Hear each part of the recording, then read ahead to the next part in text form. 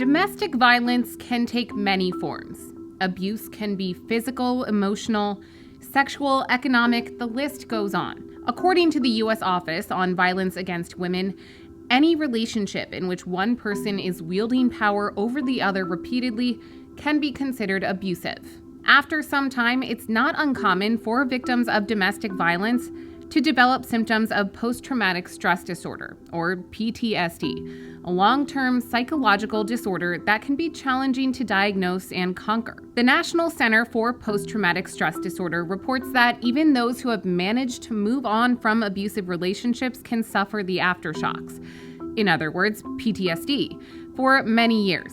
PTSD from abuse is characterized by symptoms such as flashbacks, intrusive images, nightmares, anxiety, emotional numbing, insomnia, and avoidance of traumatic triggers. And according to the report, Women, Domestic Violence, and Post-Traumatic Stress Disorder, the severity of the violence, duration, and the victim's age are all factors in how symptoms of PTSD show. That same report also found that women who take refuge in shelters as a result of domestic violence are at a higher risk for PTSD than other victimized women.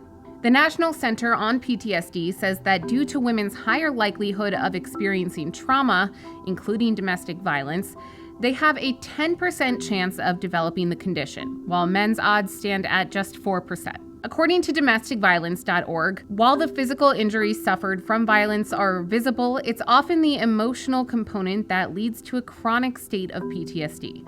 That same report suggests abuse from someone who should be trustworthy and nurturing leads many women to feel abandoned and betrayed, even crazy, which is why depression is by far the most common symptom of domestic violence, and also one of the chronic side effects of PTSD.